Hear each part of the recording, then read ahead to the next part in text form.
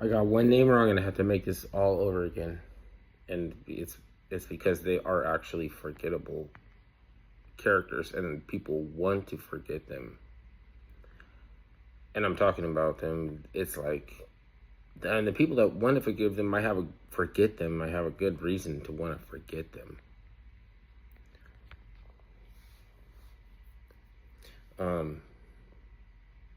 They said that Pizzagate was talking about child trafficking under the ground, and that's funny because there was, it was the Underground Railroad. You can use a plane, you can use airplanes. Dennis Hashford used airplanes, but they were talking about the Underground Railroad, and we were talking about Instagram photos that got everybody curious. We just wanted to know what it meant.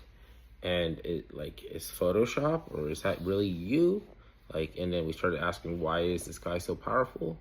James Alefantis. Because he was crawling around in a puddle of blood in his penthouse, talking about he had a penthouse rape dungeon, and he was wearing black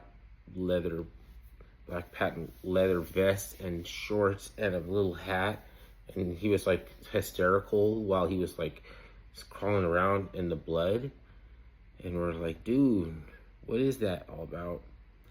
And then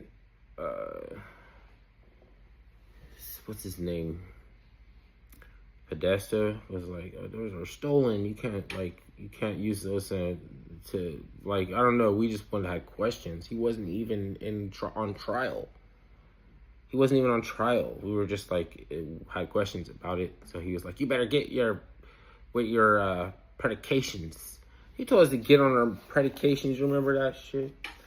After this fucking, they have little like firms, like they're like little tech firms that are like the Underground Railroad, or that they used to obfuscate like evacuating Haitian children. And Laura Silsby was like part of that, and then she went on to become the chief of Amber Alert, like the chair, the head or whatever of Amber Alert. Like they have CrowdStrike, and then they invented Guccifer 3.0 to cover up Guccifer 2.0, which is Seth Rich, and the email leak. So I said emails, but I in the last video, and when I was talking about Instagram, and I said Sharif Silsby instead of Salimi.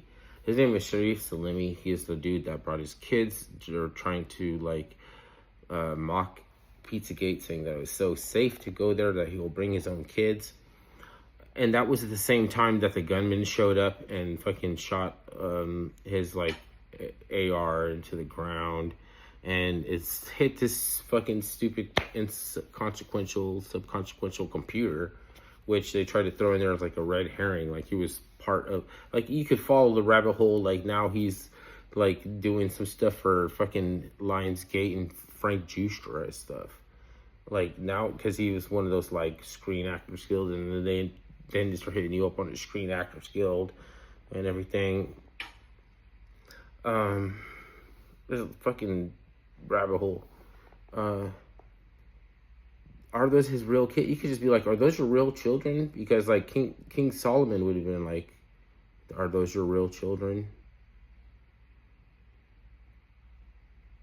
Like, why did you bring children there? And then you didn't even evacuate.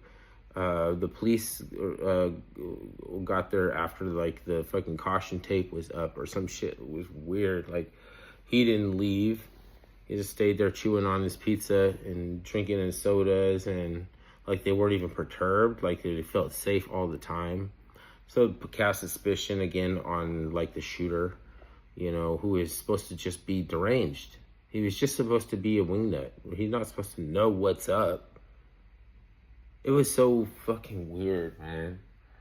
And this is a side note. There was an old diplomatic network of tunnels underground for post-World War II diplomats to navigate the city without it's like they're not being covert. I'm just saying, like, they're people that have an interest in moving around, silently. They like, you have to move a certain way. It's just like famous drill rappers or something. Speaking of which, the girl that got kicked out of the university recently for mocking Charlie Kirk, like, I'll put forth speculations that are off the wall, but she thought the shooter, maybe she saw a picture of the shooter or something. I don't know if she's seen Tyler Robinson, but he does look like her favorite rapper, who she was butchering his performance, which, give it for what it is, like, you might say that's also a sign of like social decay or something. But like she was like having to cry for help or something, like freaking out, and that'd be scary if you believe that. I don't know if that would be like, she wasn't thinking about none of that, actually. She haven't seen the picture, or like, I don't know, but like, it's funny that she was saying those lyrics or that lyric, because he does look like her favorite rapper. It made me think that they cloned him out the trash. He forgot to padlock the dumpster. And then the NGOs and the biolabs and the transhumanists and the Mossad and everybody, they just jumped on it. Because they already seen down the road that they were looking for some steppers. They were looking for somebody that, like a triggerman, like 051 Drilla, because he wrote that 51 Dead Ops, which he didn't even want to make. I come to find out that his friends recorded him. They tricked him into making that, and it was like this really inflammatory song that drove a lot of division. So it's just really a further speculation, like, I saw they can like try to bring back the thylacine or something from prehistoric. So like they could fucking grow dude in a vat and give him a rifle with no firing pin, and then like I don't know, all these the stories sound fine. The father's story and the family story, they all sound fine, but how do you know that isn't just fucking written for you? How do you know that those people aren't just fucking told what a script? I'm not saying that it is a script, but you don't know that it isn't, because they could easily just do that. How many people would have to get in on that to be a scandal? Like, as many people as bite off more than they can fucking chew, and don't have no interest in fucking revealing fact, protecting, and the cover-up is supposed to be worse than crime. So yeah, there's, fight me for it. Not me, what I'm saying.